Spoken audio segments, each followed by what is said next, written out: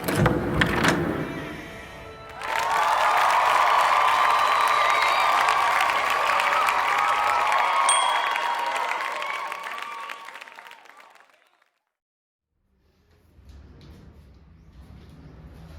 साथियों, तो आपका फिर से स्वागत है हमारे इस चैनल ईडन ऑफ एजुकेशन में।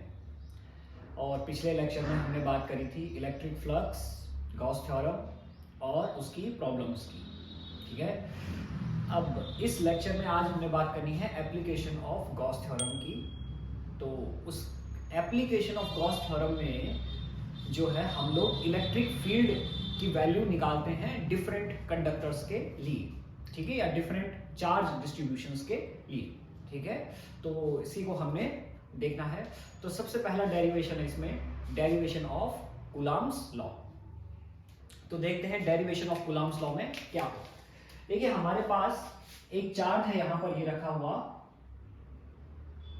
प्लस क्यू चार्ज, और इस प्लस क्यू चार्ज की वजह से आर डिस्टेंस पर यहां पर जो Q0 चार्ज मैंने रख दिया है पॉइंट P पर, उस पर कितना फोर्स लगेगा, ये कूलम्ब्स लॉ है। ठीक है, तो अब इसको निकालने के लिए मैं क्या करता हूं, सबसे पहले कि यहां पर पॉइंट P पर इलेक्ट्रिक फील्ड फाइंड करता हूं मैं, इलेक्ट्रिक फील्ड E, क्योंकि इलेक्ट्रिक फील्ड E की वजह से Q0 पर जो फोर्स लगेगा वो हो जाएगा F = Q0E। ठीक है, अब यहां पर देखिए आप कि इस Q के अराउंड, ये जो Q चार्ज रखा हुआ है हमने O पर, उस Q के अराउंड पॉइंट P से पास होने वाला एक मेरे पास इस तरह से स्फेरिकल गाउसियन सरफेस है।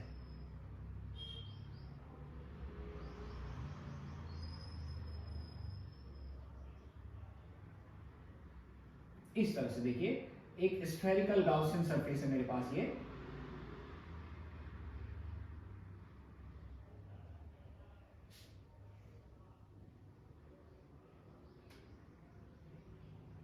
इस तरह से देखिए। ठीक है, और अब मैं क्या करता हूं, पॉइंट P पर, ये P के अराउंड इस सरफेस पर एक स्मॉल एलिमेंट्री एरिया मैंने कंसीडर कर लिया है, जिसका एरिया वेक्टर है वेक्टर dA। ठीक है, और Q चार्ज की वजह से यहां पर इलेक्ट्रिक फील्ड कितना है, E। तो आप समझ रहे होंगे कि यहां पर थीटा कितना रहेगा, 0 डिग्री, क्योंकि dA और E दोनों एक ही डायरेक्शन में है इसलिए। ठीक है, और इसको अब मैं इस तरह से बना देता हूं थोड़ा सा, देखिए ये इधर से इधर ऐसे। ठीक है, अब यहां तक आपको समझ में आ गया होगा। तो अब हमें सबसे पहले निकालना है electric flux of elementary area. हमें क्या निकालना है, पॉइंट P पर इलेक्ट्रिक फील्ड निकालना है, उसकी वजह से हम Q0 चार्ज पर फोर्स फाइंड कर पाएंगे। ठीक है, तो सबसे पहले हम निकालते हैं electric flux passing through elementary area dA। ठीक है,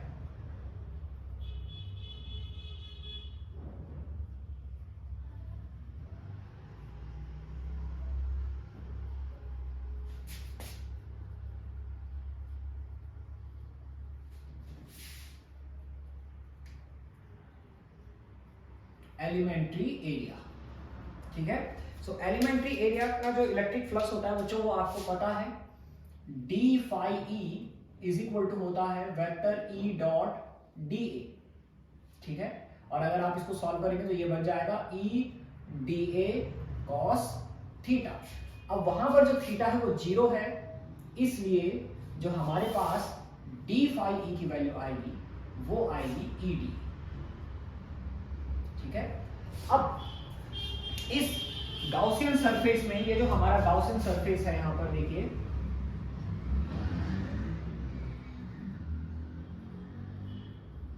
ये जो गाउसियन सरफेस है हमारा, स्फेरिकल गाउसियन सरफेस है, इससे टोटल कितना इलेक्ट्रिक फ्लक्स पास होगा उसको मैं निकाल सकता हूं। Total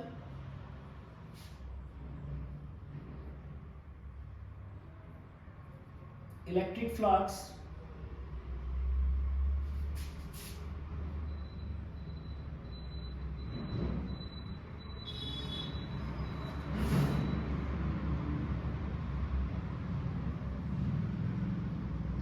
passing through whole Gaussian surface, तो वो हो जाएगा हमारे पास phi E = integration d phi E, और यहां पर phi E = E integration D A आ जाएगा। और आपको पता है कि अगर आप इंटीग्रेशन डी ए करेंगे तो आपको क्या मिलेगा, total surface area. Total surface area जो कि कितना होगा 4 पाई आर स्क्वायर। इसको यहां रख देते हैं तो ये आ जाएगा E into 4 pi R square phi E की वैल्यू। यहां तक आपको समझ में आ गया होगा, ठीक है। अब आते हैं हम गॉस थ्योरम के according. According to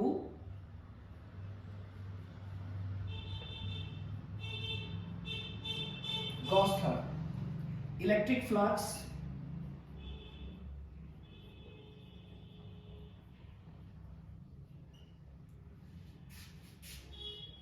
passing through closed Gaussian surface, क्योंकि वो क्लोज सरफेस है इसलिए।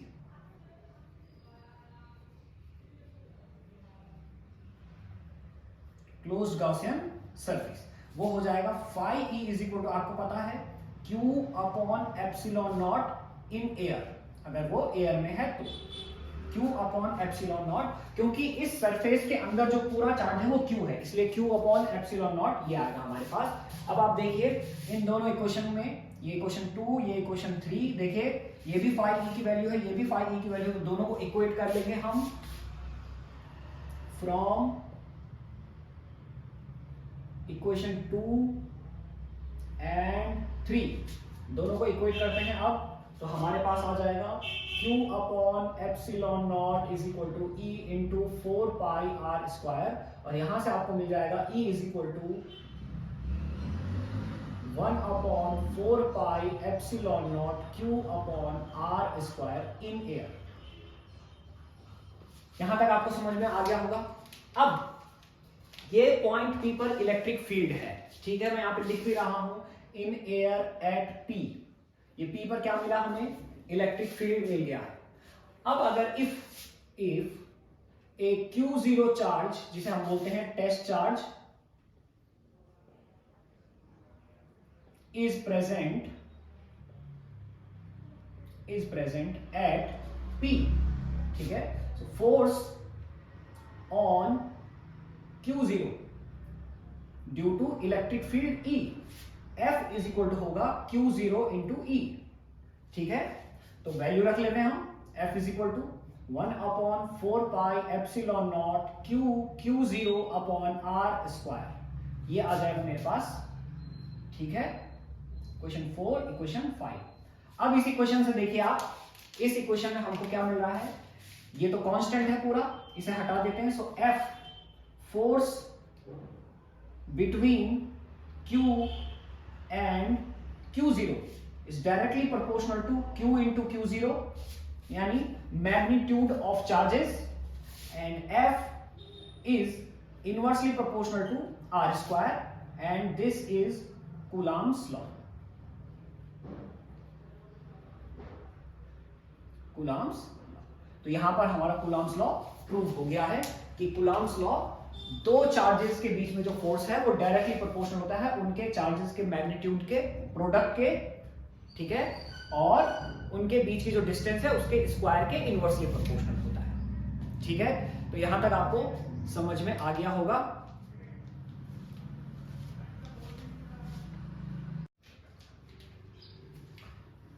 तो अब देखते हैं बच्चों आगे, नेक्स्ट एप्लीकेशन है इसका, electric field due to a charged conductor sphere या मेटेलिक स्फीयर, ठीक है। तो देखते हैं उसे, वो कैसा होता है। हमारे पास ये एक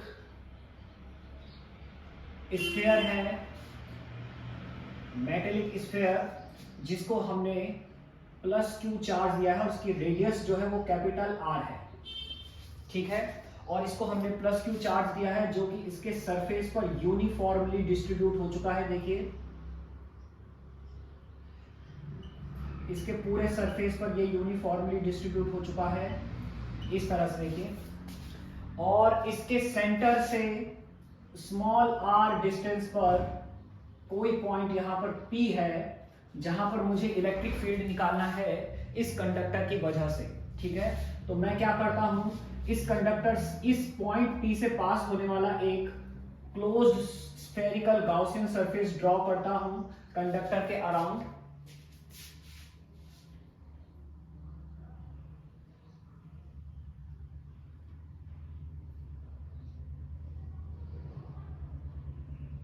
इस तरह से देखिए ये, और यहाँ पर पॉइंट पी पर एक स्मॉल एलिमेंट्री एरिया, देखिए एलिमेंट्री एरिया सेगमेंट ये हमने बना लिया है। अब आप देखिए इस कंडक्टर की वजह से यहाँ पर जो इलेक्ट्रिक फील्ड होगा वो इस तरह होगा आउटवर्ड, ये है E, और जो यहाँ पर एरिया वेक्टर होगा वो इस तरह होगा वेक्टर DA, और यहाँ पर अगेन जो थीटा होगा वो 0 होगा, दोनों एक ही डायरेक्शन में है इसलिए। ठीक है, यहाँ तक आपको समझ में आ गया होगा। तो अब इसमें 3 केसेस हैं कि अगर P जो है वो स्फीयर के बाहर है और P अगर इसके सरफेस पर है और P अगर इसके अंदर है, तो 3 केसेस हमें सॉल्व करने हैं। ठीक है, electric field due to a conducting sphere या कंडक्टर चार्ज स्फीयर के लिए।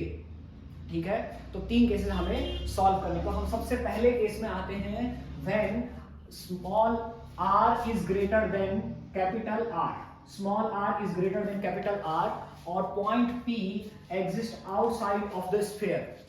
ठीक है, उस समय तो करने का तरीका वही है। सबसे पहले हम निकालेंगे electric flux,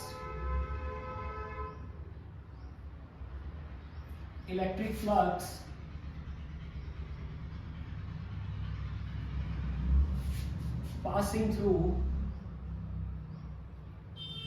small elementary area.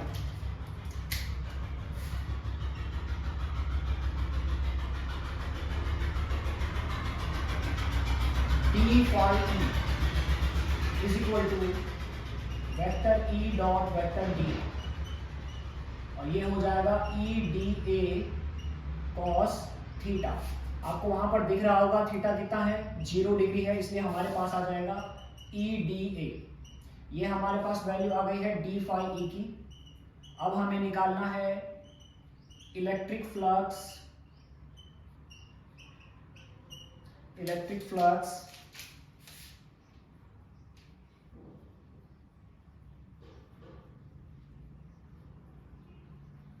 passing through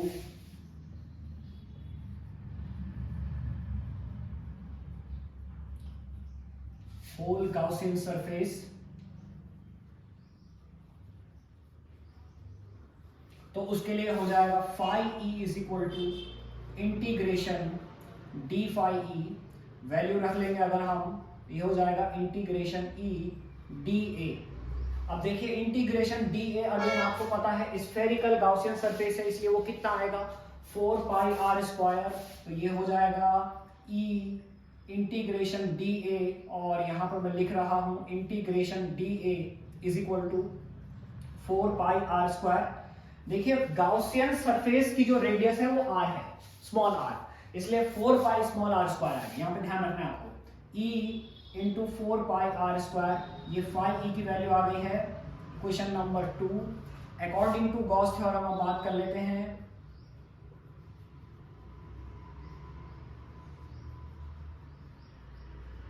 according to Gauss theorem electric flux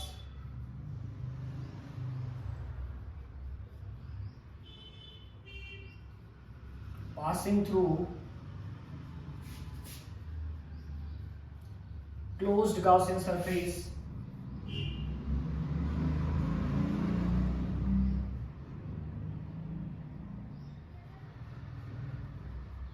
और वो हो जाएगा phi e is equal to q upon epsilon naught. देखिए इस पूरे सरफेस का जो चार्ज है वो q है, और ये q जो है गाउसियन सरफेस के अंदर क्लोज्ड है, इसलिए नेट इलेक्ट्रिक फ्लक्स जो होगा q अपॉन एप्सिलॉन नॉट होगा in air.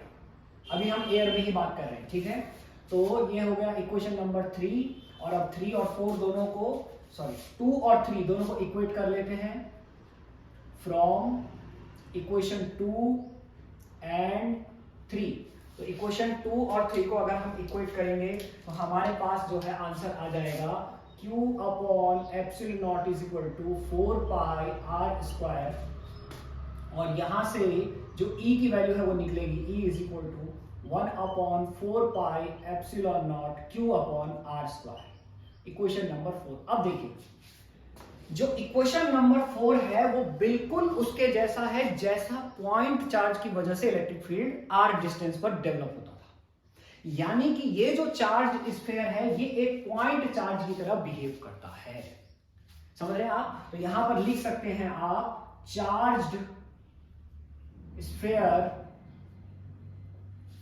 Act like a point charge, act like a point charge, and its whole charge is concentrated at its center. ठीक है, and whole charge is concentrated at its center. तो पहली बात यहां से अगर आपसे ये बोला जाता है क्वेश्चन में कि आप ये प्रूव कीजिए कि जो चार्ज स्फीयर है वो एक पॉइंट चार्ज की तरह बिहेव करता है, आपको यहां तक काम करना है। और इस इक्वेशन से आपको प्रूव हो जाएगा कि जो electric field of point charge है वही electric field of charge sphere है, यानी कि चार्ज स्फीयर एक पॉइंट चार्ज की तरह बिहेव कर रहा है। ठीक है, अब यहां पर हम समझने की कोशिश कर लेते हैं कि if surface charge density of sphere is sigma, तो सिग्मा इज इक्वल टू होगा Q अपॉन A, यानी कि Q अपॉन जो चार्ज स्फीयर का सरफेस एरिया है और वो होगा 4 पाई कैपिटल R स्क्वायर। देखिए, और यहां से आप Q की वैल्यू निकाल सकते हैं, कितना आएगा बताइए, sigma into 4 pi capital R square.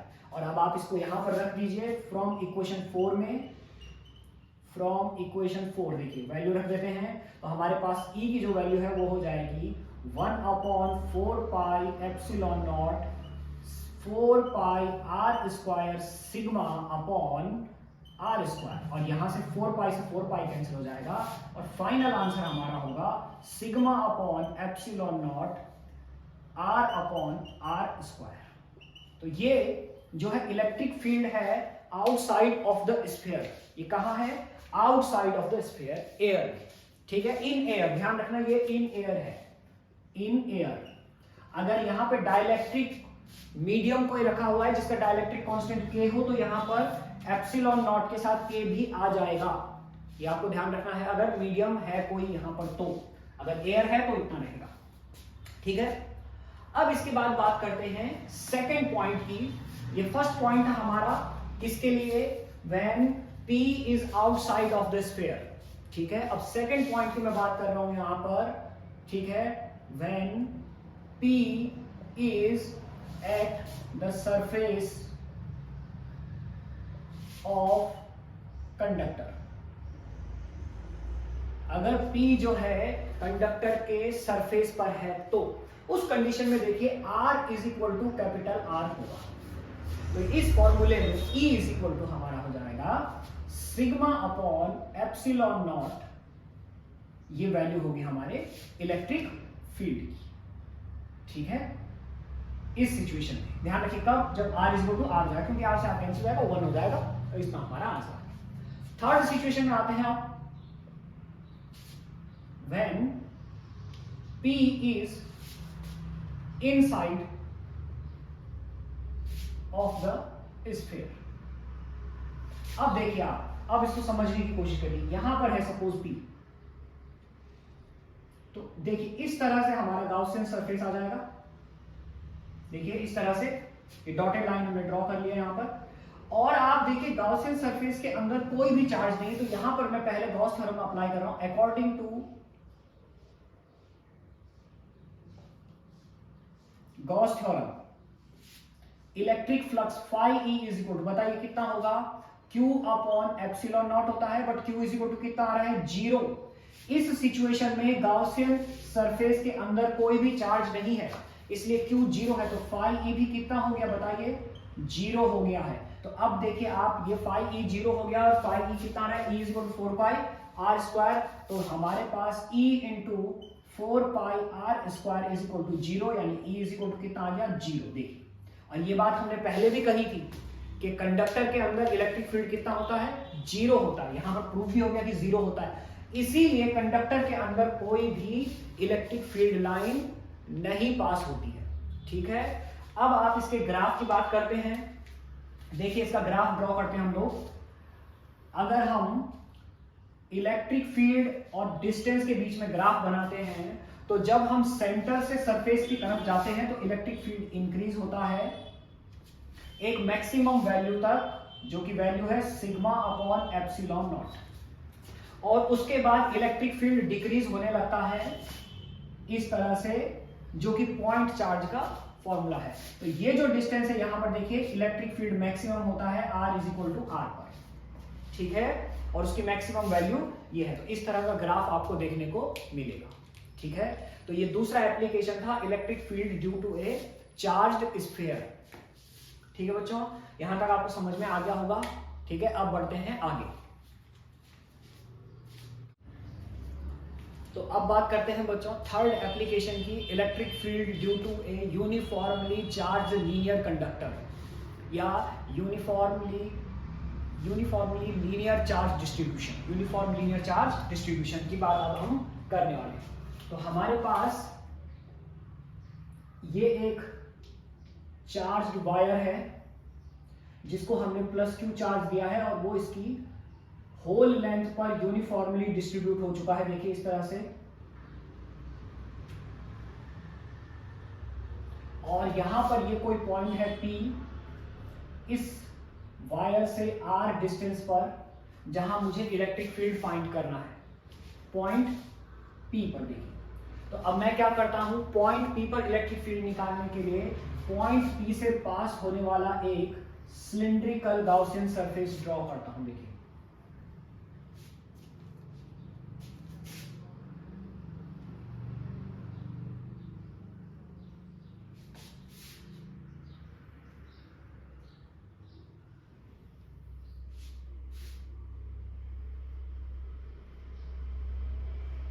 ये देखिए इस तरह से, ठीक है। और इस P के अराउंड मैं एक एलिमेंट्री एरिया कंसीडर कर रहा हूं, देखिए इस तरह से। यहां पर इलेक्ट्रिक फील्ड जो है वो E होगा और एरिया वेक्टर वेक्टर dA होगा, देखिए यहां पर दोनों एक ही डायरेक्शन में, इसलिए यहां पर थीटा कितना होने वाला है 0। और एक एलिमेंट्री एरिया मैं इस साइड भी कंसीडर कर रहा हूं, देखिए यहां पर एरिया वेक्टर इस साइड आएगा dA और इलेक्ट्रिक फील्ड वेक्टर इस साइड आएगा E। तो यहां पर थीटा कितना होने वाला है 90 डिग्री, दोनों जगह मैंने ड्रॉ कर दिया है, देखिए, ठीक है। और इस कंडक्टर की टोटल लेंथ L पर, इस कंडक्टर की टोटल लेंथ L पर जो चार्ज है वो है Q, जो चार्ज है वो क्या है Q। तो इसकी लीनियर चार्ज डेंसिटी क्या होगी बताइए, Q upon L। Linear charge density क्या होगी इसकी, Q अपॉन L। यहां तक आपको समझ में आ गया होगा। अब हमें सबसे पहला काम वही करना है, क्या, इलेक्ट्रिक फ्लक्स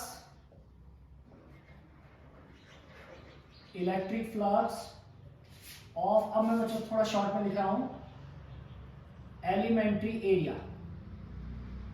तो एलिमेंट्री एरिया का electric flux d phi E is equal to E dot d A, और ये हो जाएगा E d A cos theta. Theta देखिए वहां पर, यहां पर थीटा कितना है 0, पहले हम इसी की बात कर रहे हैं, थीटा यहां पर कितना है 0 है, ठीक है। तो यहां पर मैं लिख रहा हूं theta is equal to 0 at P, ठीक है। इस पॉइंट का नाम है P, इस पॉइंट का नाम है, यहां पर हम रख ले इसका नाम R, चलिए R नहीं, इसका कुछ और नाम रख लेते हैं हम, इसका नाम ऐसा करते हैं P Z पॉइंट रख लेते हैं इसका नाम सीधा, ठीक है। तो एट P पर थीटा कितना है 0 है, तो ये हो जाएगा d phi E is equal to E d A, ठीक है। और यहीं पर मैं बात कर ले रहा हूं, ये P की बात हमने कर ली है यहां पर। अब देखिए इलेक्ट्रिक फ्लक्स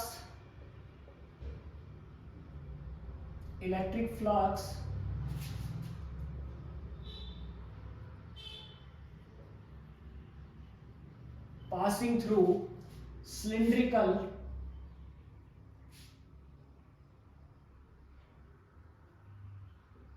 सरफेस। तो सिलिंड्रिकल सरफेस से जो इलेक्ट्रिक फ्लक्स पास होगा वो होगा, उसको मैं लिख रहा हूं phi E1 is equal to integration d phi ई,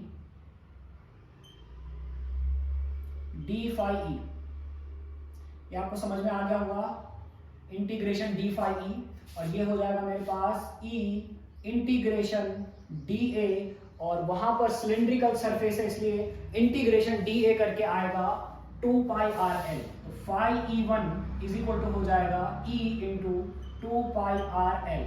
ठीक है, अब देखिए for circular face theta is equal to कितना होगा 90 डिग्री, इसलिए डी फाई ई की वैल्यू कितनी आएगी बताइए, ई डॉट डी ए। तो मैं सीधा लिख रहा हूं उसे ई डी ए कॉस थीटा, और थीटा 90 है इसलिए कितना हो जाएगा 0, इसलिए फाई ई टू वो कितना हो जाएगा 0। सो नेट इलेक्ट्रिक फ्लक्स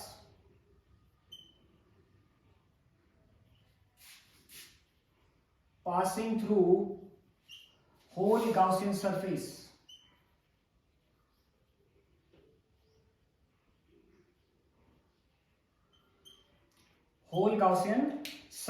वो हो जाएगा हमारे पास बताइए कितना, phi E1 plus phi E2, यानी कि phi E is equal to phi E1 plus phi E2, यानी हमारे पास आ जाएगा E 2 पाई आर एल। ये आ गई फाई ई की वैल्यू, इक्वेशन 1, इक्वेशन 2, इक्वेशन 3। अब देखिए अकॉर्डिंग टू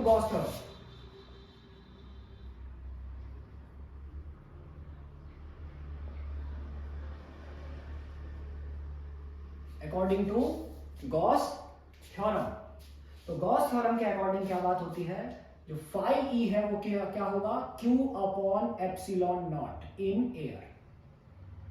ठीक है, Q अपॉन एप्सिलॉन नॉट, क्योंकि इस पूरे गॉसियन सरफेस के अंदर जो नेट चार्ज एनक्लोज हो रखा है वो कितना है Q है, इसलिए Q अपॉन एप्सिलॉन नॉट। तो ये हो गया इक्वेशन नंबर 4। फ्रॉम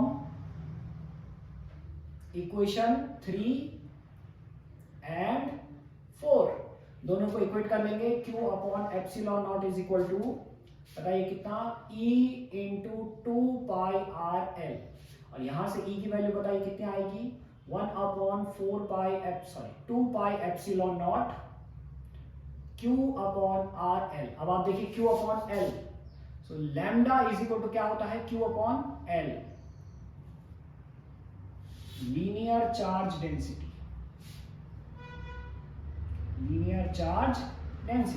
हमारे पास आ जाएगा E is equal to 1 upon 2 pi epsilon naught lambda upon R. अब आप देखिए हमारे पास most of the time numerical में जो वैल्यू हम रखते हैं 1 अपॉन 4 पाई एप्सिलॉन नॉट के is equal to 9 into 10 raise to the power 9 value हम रखते हैं।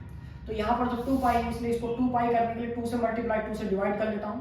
सो 1 upon 4 pi epsilon naught 2 lambda upon R, ये आपका फॉर्मूला आ जाएगा यहाँ पर।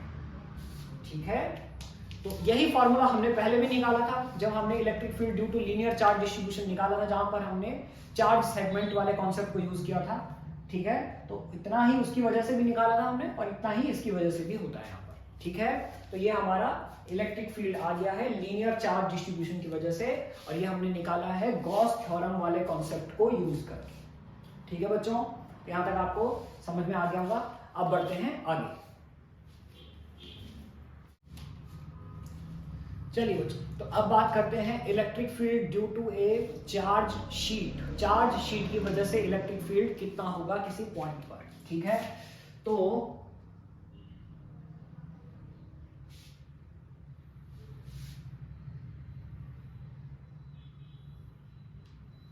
हमारे पास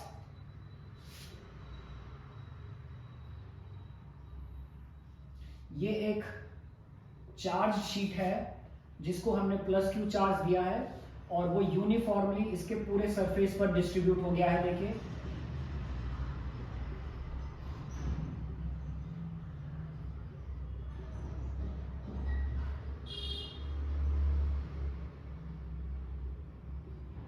इस तरह से,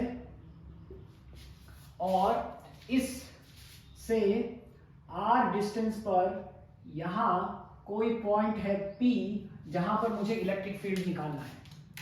तो इस इलेक्ट्रिक फील्ड को निकालने के लिए मैं क्या करता हूं, इसके अपोजिट एक और पॉइंट कंसीडर कर रहा हूं मैं यहां पर। देखिए Q, और अब इस PQ के अक्रॉस ये एक एक्सिस है, यहां पर मैं एक सिलिंड्रिकल गाउसियन सरफेस ड्रॉ कर रहा हूं, देखिए इस तरह से।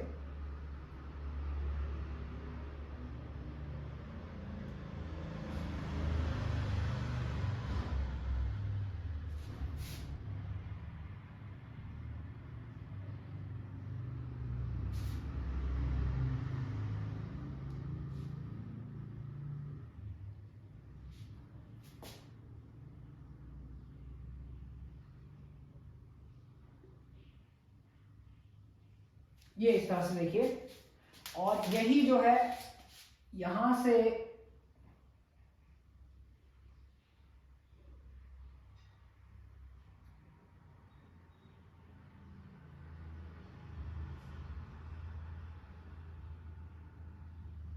ये इस तरह से देखिए एक सिलिंड्रिकल गाउसियन सरफेस हमने कंसीडर कर लिया है। इस तरह से कंसीडर किया है, जो PQ एक्सिस है उसका वो अक्रॉस द प्लेट है, बिल्कुल प्लेट के परपेंडिकुलर है, अक्रॉस द प्लेट है वो। ठीक है, आपको समझ में आ रहा होगा ये।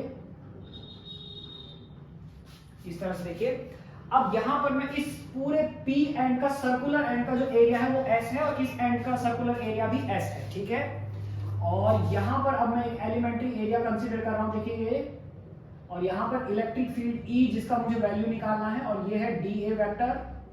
तो यहां पर आपको समझ में आ रहा होगा थीटा कितना है हमारे पास, 0 डिग्री। और यहां पर भी एक एलिमेंट्री एरिया कंसीडर कर लेते हैं, यहां पर इलेक्ट्रिक फील्ड ऐसा होगा E, और एरिया वेक्टर dA, और थीटा यहां पर भी 0 होगा। और अब मैं एक देखिए एक एलिमेंट्री एरिया यहां पर कंसीडर कर रहा हूं जिसका dA मैंने डाउनवर्ड बना लिया है, और यहां पर इलेक्ट्रिक फील्ड वेक्टर देखिए इस तरफ होगा, और यहां जो एंगल आएगा वो होगा 90 डिग्री। ठीक है, तो ये आपको समझ में आ गया होगा। तो हमारे पास पी क्यू, और यहां पर मैं एक और, ये आर डिस्टेंस है, यहां पर मैं एक पॉइंट और ले रहा हूं कैपिटल आर। ठीक है, तो सबसे पहले हम पी एंड की बात कर लेते हैं, एट पी एंड। ठीक है, इलेक्ट्रिक फ्लक्स ऑफ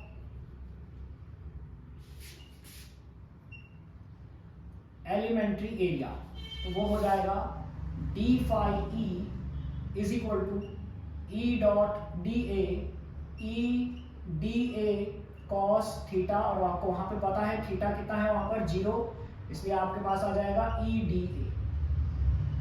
अब आ जाइए उस सर्कुलर एंड से पास होने वाला नेट इलेक्ट्रिक फ्लक्स। ठीक है, so electric flux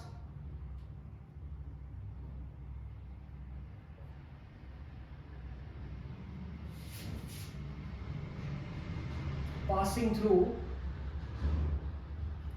circular area।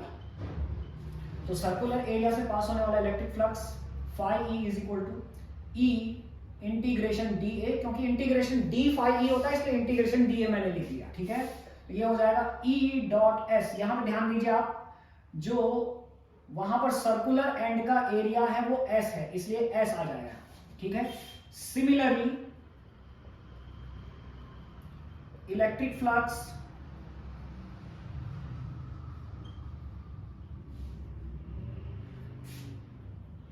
passing through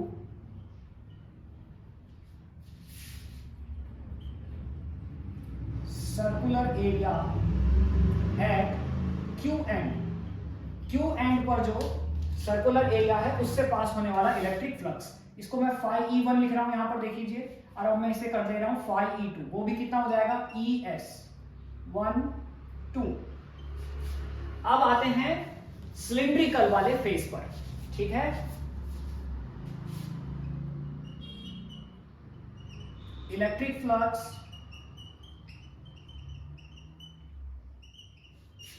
passing through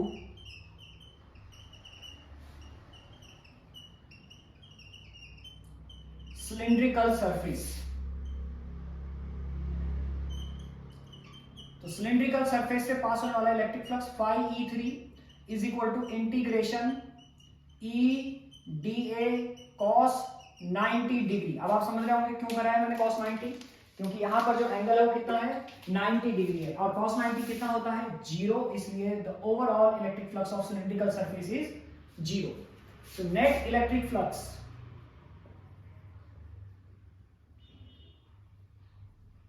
net electric flux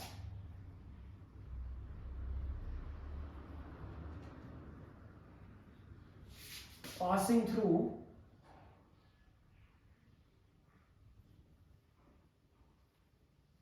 cylindrical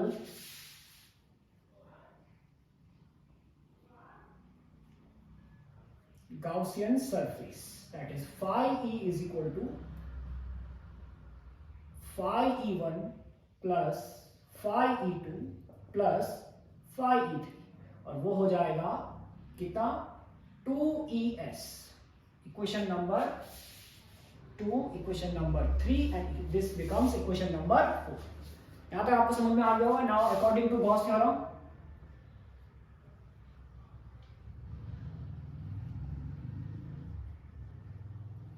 ठीक है, electric flux phi E is equal क्या होता है, Q upon epsilon naught, value को इक्वेट कर लेते हैं, तो from 4 and 5 2ES is equal to Q upon epsilon naught. तो बताइए E इज इक्वल टू कितना आ जाएगा, Q upon 2 epsilon not S, और Q upon S charge upon area होता है सिग्मा, सरफेस चार्ज डेंसिटी, ठीक है। तो हमारे पास आ जाएगा E is equal to sigma upon 2 epsilon naught, ये इलेक्ट्रिक फील्ड आ जाएगा हमारा इन एयर, ध्यान रखिए इन एयर। अब यहां पर एक कंफ्यूजन, कई बार बच्चे ये सवाल करते हैं अक्सर, और आप लोगों के जहन में भी ये आया होगा कि जो सरफेस एरिया है वो तो पूरी शीट का होना चाहिए था, जबकि आपने तो एक सिलिंड्रिकल सरफेस आपने बनाया जो पूरा एरिया कवर भी नहीं कर रहा। तो इसके लिए बच्चों एनसीईआरटी में, रिफ्रेशर्स में ज्यादातर आपको यही डायग्राम मिलेगा, लेकिन एनसीईआरटी में अगर आप देखेंगे तो वहां एक डायग्राम बना हुआ है जो मैं यहां पर बना देता हूं आपको समझाने के लिए एग्जैक्टली। देखिए इस तरह से हमारी शीट है, अगर इस तरह से, तो इसका जो गॉसियन सरफेस बनेगा वो कुछ इस तरीके का बनेगा। देखिए अब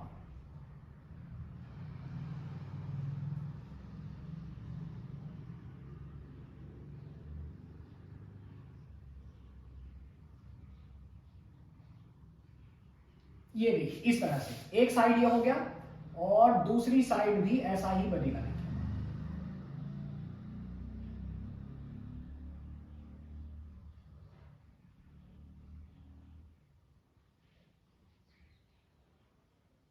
ये देखिए इस तरह से। अब आपको समझ में आ पा रहा होगा सही तरीके से, अगर मैं इसको रेगुलर लाइन बना देता हूं ये, तो अब आपको ये समझ में आ पा रहा होगा सही तरीके से कि मैं जो बात आपसे कह रहा था वो बात असली में क्या है।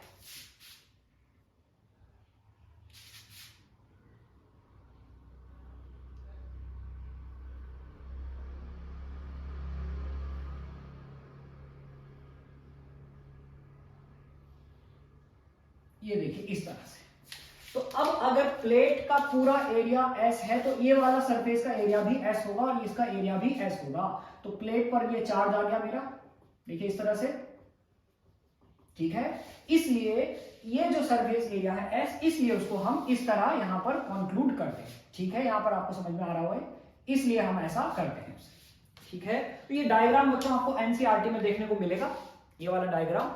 बाकी ज्यादातर जो आपके पास रिफ्रेशर्स है उनमें यही डायग्राम आपको देखने को मिलेगा, और उससे हम इस तरह प्रूव कर सकते हैं that E is equal to sigma upon 2 epsilon naught होता है, ठीक है बच्चों। तो यहां तक आपको समझ में आ गया होगा। अब बढ़ते हैं इससे आगे नेक्स्ट एप्लीकेशन पर। तो दोस्तों अब बढ़ते हैं आगे, और आगे देखते हैं हम electric field due to 2 charge plates, ठीक है। तो आपको तो पता ही है कि अगर हमारे पास ये इस तरह से कोई एक चार्ज प्लेट है, इस तरह से, जिस पर प्लस चार्ज है इस तरह से,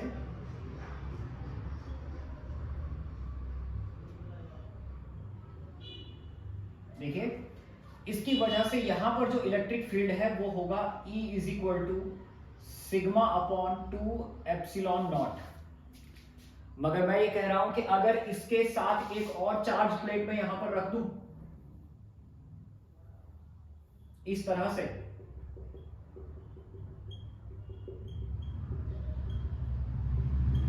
देखिए, तो फिर इलेक्ट्रिक फील्ड कितना होगा इस पॉइंट पर। तो अब हम ऐसा करते हैं कि इस पॉइंट की जगह यहां पर एक 2 पॉइंट और ले लेते हैं, एक पॉइंट इधर और एक पॉइंट इधर। देखिए P, Q and R 3 point हमने कंसीडर किए हैं। ये है प्लेट 1 जिसमें चार्ज डेंसिटी है सिग्मा 1, ये है प्लेट 2 जिसमें चार्ज डेंसिटी है सिग्मा 2। ठीक है, तो अब आप देखिए पॉइंट P पर इस प्लेट की वजह से जो इलेक्ट्रिक फील्ड होगा वो इस साइड होगा E1, और उस प्लेट की वजह से जो इलेक्ट्रिक फील्ड होगा वो इस साइड होगा E2। दोनों वेक्टर सेम डायरेक्शन में आ गए। पॉइंट Q पर इस प्लेट की वजह से जो इलेक्ट्रिक फील्ड होगा वो इस साइड होगा E1, और इस प्लेट की वजह से जो इलेक्ट्रिक फील्ड होगा वो इस साइड होगा E2। पॉइंट R पर इस प्लेट की वजह से, वन प्लेट की वजह से इलेक्ट्रिक फील्ड इस साइड होगा E1, और प्लेट 2 की वजह से इलेक्ट्रिक फील्ड इस साइड होगा E2। यहां तक आपको समझ में आ गया होगा। अब हमें इन तीनों पॉइंट पर नेट इलेक्ट्रिक फील्ड निकालना है। अब इसको मैं यहां से हटा देता हूं। तो सबसे पहले हम बात करते हैं पॉइंट P की।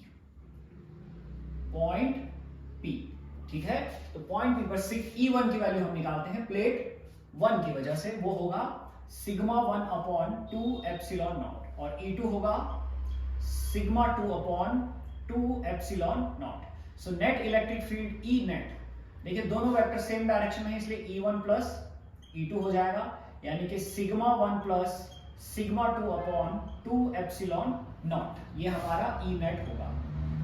कहां पर? पॉइंट P पर।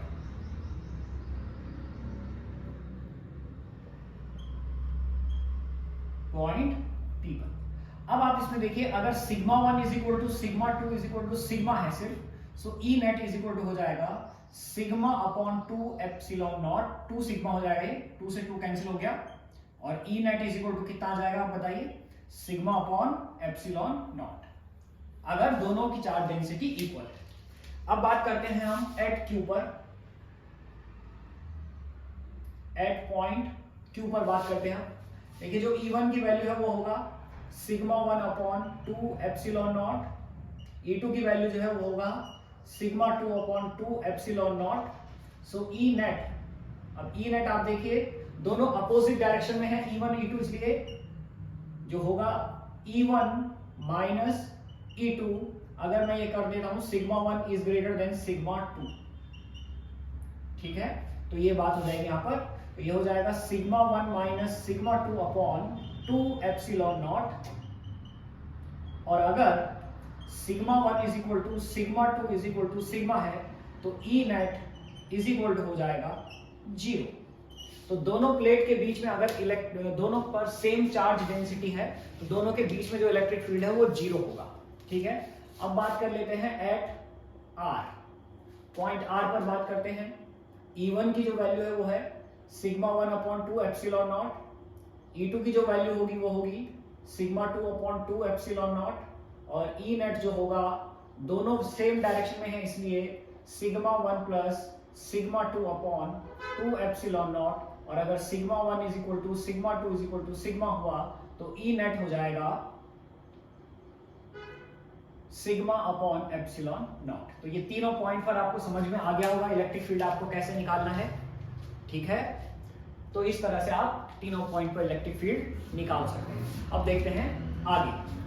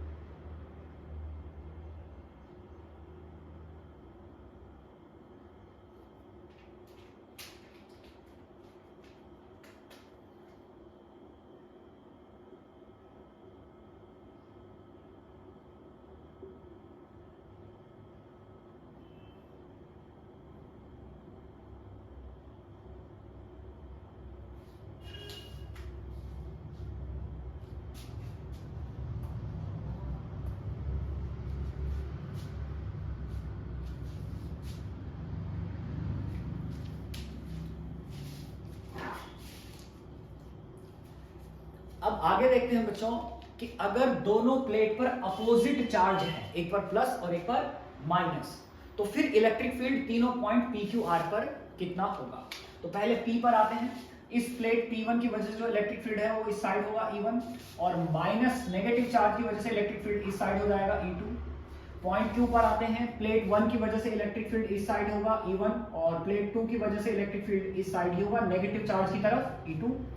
पॉइंट R पर आते हैं। प्लेट 1 की वजह से इलेक्ट्रिक फील्ड इस साइड आएगा E1 और नेगेटिव की वजह से इस साइड आ जाएगा E2।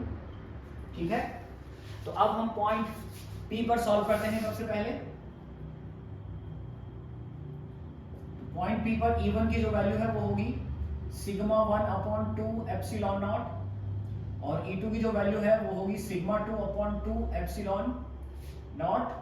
और जो E नेट है हमारा, दोनों वेक्टर देखिए अपोजिट डायरेक्शन में पॉइंट P पर, इसलिए E1 माइनस E2 हो जाएगा और हमारा आंसर आ जाएगा sigma 1 minus sigma 2/2 epsilon naught. और